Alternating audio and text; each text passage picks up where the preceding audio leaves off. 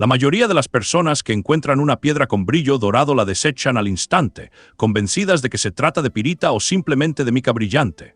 Pero hay una señal sutil que casi siempre se pasa por alto, la forma en que la luz se refleja en fracturas irregulares. Mientras que la pirita tiende a mostrar reflejos planos y duros, como pequeños espejos cúbicos, ciertos materiales menos comunes revelan un centelleo más difuso, con zonas de lustre aceitoso o incluso resinoso. Esa diferencia, a simple vista, ya cambia todo. La piedra en cuestión apareció semienterrada en un corte de camino donde la tierra arcillosa dejaba al descubierto algunas venas oxidadas. Su color era un dorado opaco, con zonas terrosas en los bordes, pero el centro parecía más denso y liso.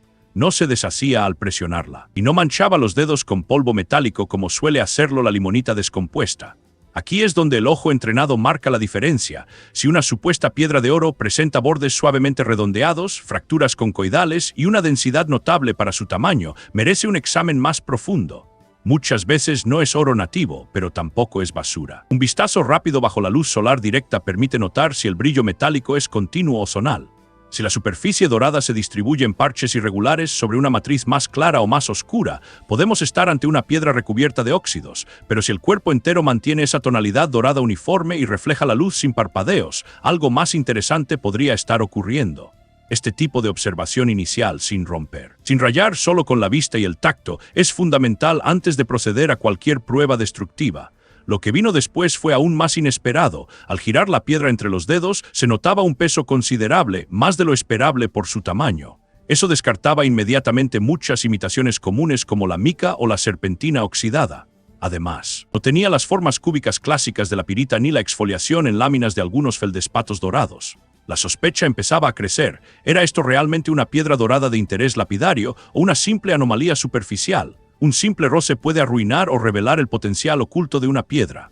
Muchos minerales dorados que lucen prometedores a la vista del novato pierden su encanto al primer contacto con una navaja o una lija. Es aquí donde se juega la primera gran criba. ¿Cómo responde la superficie ante una prueba de dureza y qué tipo de brillo deja tras el rayado? Con la piedra aún seca, frotarla suavemente contra una hoja de acero o contra una lija de carburo de silicio grano 600 puede exponer una diferencia clave entre apariencia y composición real. En el caso de esta piedra dorada, el primer contacto con una navaja de acero no dejó rastro alguno en la hoja. Sin embargo, al invertir la acción, al intentar rayar la piedra con la misma hoja, sí se generó una leve marca, sin desprendimiento de escamas ni polvo visible. Esto la colocaba de inmediato en un rango de dureza intermedia, posiblemente entre 4 y 6 en la escala de Mohs. Demasiado blanda para ser cuarzo 7, pero más resistente que la mica o ciertos óxidos frágiles. Lo más revelador fue el tipo de brillo que emergió en la zona rayada. No era brillante como metal pulido, sino más bien un reflejo suave, satinado, casi sedoso. En lugar de un trazo metálico o negruzco como el que deja la pirita, la marca se asemejaba a un trazo de arcilla compacta. Esta sola observación ya permitía descartar el oro nativo, cuyo rayado tiende a ser untuoso y dorado, con un brillo persistente incluso en polvo. Otro detalle a considerar es la textura superficial bajo luz rasante. Usando una linterna de LED colocada a baja altura, se puede observar cómo la luz interactúa con las microfracturas y con los bordes del grano. En la muestra, estas texturas sugerían una estructura terrosa, compactada, pero no cristalina. No se observaban facetas naturales ni superficies planas, lo que apuntaba a una roca de formación secundaria, posiblemente un óxido de hierro alterado, pero aún no había suficientes datos. A estas alturas, la piedra mantenía su misterio. No brillaba como oro verdadero, pero tampoco se comportaba como pirita y su peso seguía pareciendo inusual. Esto abría la puerta a un tercer sospechoso frecuente en hallazgos dorados, la limonita maciza con alto contenido de goethita. Un mineral que puede adoptar tonalidades doradas y generar confusión, especialmente cuando se encuentra en depósitos con historial aurífero. Al acercar un pequeño imán de neodimio a la superficie dorada de la piedra, la expectativa era clara. Si había presencia significativa de hierro o minerales magnéticos, debía sentirse una leve atracción, una vibración o incluso un leve desplazamiento si la piedra era liviana. Pero no hubo ninguna reacción, ni atracción débil, ni repulsión, ni interferencia. El resultado fue rotundo. La muestra no contenía magnetita ni ilmenita en proporciones apreciables. Esto descartaba una categoría entera de minerales oscuros y pesados que suelen confundirse por su color o densidad. Este comportamiento era crucial para la toma de decisiones. La ausencia de respuesta magnética no confirmaba que fuera valiosa, pero sí eliminaba una gran parte del ruido mineral común en zonas ricas en óxidos de hierro. También bajaba las probabilidades de que fuera una ganga asociada a kimberlitas o a ciertas rocas ígneas con inclusiones metálicas. El siguiente paso lógico era estimar de forma más precisa la densidad relativa usando solo lo que el entorno ofrecía. La técnica del peso en mano puede parecer rudimentaria, pero con experiencia y comparación sistemática se convierte en una herramienta poderosa. Se eligieron 2 piedras del mismo tamaño aproximado, una de cuarzo lechoso y la muestra dorada, y se sostuvieron alternativamente en la misma palma. La diferencia era innegable. La piedra dorada era claramente más densa. Mientras que el cuarzo se sentía liviano, incluso frágil, la muestra sospechosa transmitía una compacidad robusta, casi metálica, aunque su comportamiento anterior no concordara con metales puros. Ese exceso de peso sugería un valor específico cercano a 3,5 o superior, lo cual coincidía con minerales como la goetita aproximadamente 4,3. Ciertos tipos de limonita 3,640 e incluso materiales como jadeíta o piedras silicatadas densas. El oro nativo, por comparación, tiene una gravedad específica de 19,3, tan abrumadoramente más denso que es imposible de confundir cuando se sostiene en mano. Sin embargo, materiales con una densidad moderadamente alta y brillo superficial pueden seguir siendo valiosos si muestran una textura atractiva o características estructurales aptas para lapidar. A simple vista, el color seguía siendo el mayor atractivo. No era un dorado metálico puro, sino un tono entre ocre brillante y cobre envejecido, con zonas donde parecía haber una leve iridiscencia bajo la luz solar directa. Esto abría la posibilidad de una capa superficial de oxidación con óxidos complejos, como lepidocrocita o hematita iridiscente, lo cual puede ser estéticamente deseable si se preserva en el pulido. El primer pulido superficial fue decisivo. Con una lija de carburo de silicio grano 220 y movimientos circulares controlados, se limpió una sección de la piedra dorada hasta revelar la masa interna sin fracturarla. Contra todo pronóstico, el color no solo se mantenía, se intensificaba. Donde antes el dorado parecía satinado, ahora lucía una tonalidad más profunda, con reflejos ocres que no se disipaban incluso al humedecer la superficie. No había vetas blancas, ni núcleos grises, ni zonas terrosas escondidas. Esto sugería que el color era intrínseco al cuerpo de la piedra, no una mera capa oxidada. Aquí entra en juego la geología del entorno. La muestra se recogió en un talud erosionado a media pendiente, en una zona de transición entre granito descompuesto y capas delgadas de laterita. Este tipo de terreno favorece la concentración de minerales secundarios, especialmente óxidos de hierro hidratados como la limonita, que pueden formar nódulos densos con alto valor estético y, en algunos casos, trazar rastros de mineralización aurífera más profunda. La presencia de caolín blando en las inmediaciones y pequeños fragmentos de cuarzo lechoso apuntaban a un proceso de alteración hidrotermal, aunque no necesariamente activo. Una observación importante surgió al sumergir la piedra en agua por unos minutos y luego secarla. La superficie seguía mostrando el mismo brillo dorado sin opacarse. Esto descartaba muchos minerales que se hidratan superficialmente o que muestran eflorescencias momentáneas. También se confirmó que no desprendía partículas ni dejaba residuos coloreados en la piel al manipularla húmeda, una señal de buena consolidación interna. El material tenía cohesión y resistencia suficiente como para tolerar fases posteriores de trabajo lapidario sin desintegrarse. Otro factor a considerar era el grano, al tacto. La superficie pulida no era rugosa ni escamosa, sino lisa y homogénea, con una textura que recordaba al mármol muy fino. A pesar de no ser translúcida, la piedra tenía un peso visual agradable y reflejos satinados que sugerían buen potencial para pulidos finales tipo cabujón. Sin embargo, antes de avanzar, era crucial asegurarse de que no se tratara de un material pseudomórfico, es decir, una sustancia que ha reemplazado otra, conservando la forma externa pero alterando por completo la composición interna. Estas pseudomorfosis pueden imitar formas cristalinas o colores de minerales valiosos, pero desintegrarse al cortarlas o revelar centros porosos sin valor. En esta piedra no había forma cristalina evidente ni simetría angular, más bien una masa compacta de forma irregular. Eso jugaba a favor, pero no eliminaba el riesgo. Aún faltaban pruebas más definitivas: el comportamiento bajo luz UV, la conductividad térmica y la gravedad específica. Pero antes de aplicar esas técnicas, era necesario entender si estábamos ante una piedra uniforme o si había zonas internas ocultas que alteraran su valor. La decisión de cortar una piedra siempre implica una apuesta. El uso de una sierra de disco diamantado refrigerada con agua permitió ejecutar un corte limpio a lo largo del eje más largo de la muestra, preservando tanto el núcleo como la posibilidad de extraer secciones útiles para futuras pruebas. Al separar las dos mitades, la revelación fue inmediata. El color dorado no era una capa ni una costra, el tono impregnaba toda la masa. Con una consistencia casi monolítica, No se detectaban inclusiones, vetas ni bolsas de aire, pero lo más sorprendente era la finísima red de bandas concéntricas apenas visibles bajo luz oblicua, como una codificación interna de su historia geológica. Este tipo de estructura sugiere un proceso de formación por capas sucesivas, posiblemente en ambientes ricos en aguas ferruginosas. Las bandas, que alternaban tonos dorados, marrones cálidos y un leve anaranjado oxidado, no eran irregulares como en una brecha ni fluidas como en un jaspe. Tenían un ritmo y dirección, como un registro de crecimiento de tipo nódulo.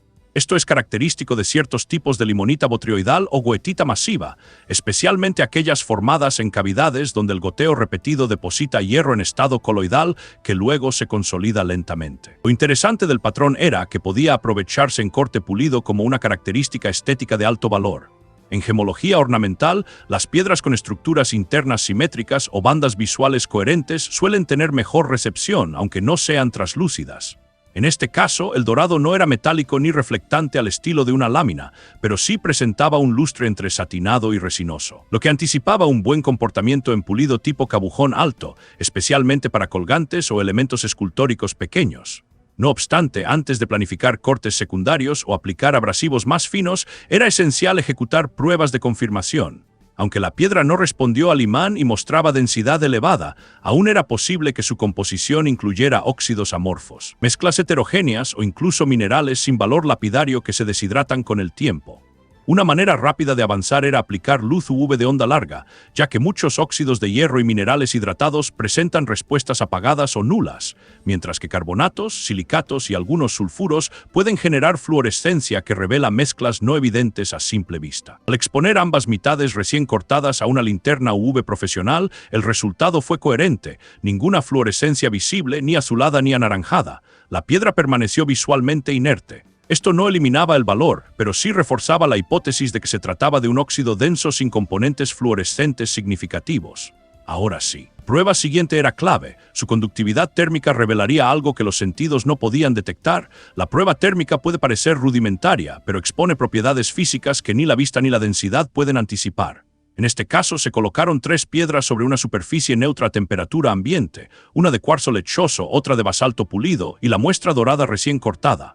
Luego, con una jeringa de precisión, se depositó una gota de agua caliente, en 65 grados C en el centro de cada una, iniciando el cronómetro al instante.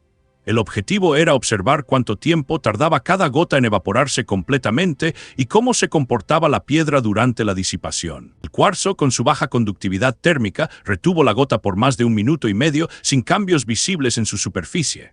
El basalto, algo más conductor, la redujo a vapor en apenas 45 segundos. La piedra dorada sorprendió, la gota se evaporó en apenas 30 segundos, pero sin burbujeo ni chisporroteo. Lo que esto indicaba era una conductividad térmica inusualmente alta para un óxido no metálico. Aunque no alcanzaba niveles de metal real, se alejaba significativamente del comportamiento de silicatos comunes o arcillas endurecidas. Este detalle estrechaba aún más la lista de posibilidades. La goetita, especialmente en su forma densa y compacta, puede exhibir este tipo de respuesta, al igual que ciertas mezclas con hematita microcristalina. La capacidad de disipar calor rápido también sugería una buena tolerancia al trabajo con discos abrasivos, sin riesgo inmediato de microfractura por sobrecalentamiento, una ventaja significativa si se consideraba un trabajo lapidario prolongado. Aprovechando este impulso, se procedió a una inspección más detallada del corte con lupa de 20x aumentos. Aquí se reveló un patrón que bajo luz natural no se había detectado: microscópicos filamentos oscuros entre las bandas doradas alineados en direcciones cruzadas. Estas estructuras no eran cristales, sino microcapas de oxidación diferencial, probablemente formadas por alternancia de humedad en el ambiente de origen. Lo interesante era que al cambiar el ángulo de luz, algunas zonas mostraban una leve iridiscencia similar al óxido sobre acero templado, aunque sutil. Esta característica añadía valor visual potencial si se lograba conservar en pulido. Volver al terreno con una muestra pulida en mano cambia la manera en que se observa el paisaje. La referencia visual y táctil convierte cada fragmento en el suelo en un posible duplicado o descarte inmediato.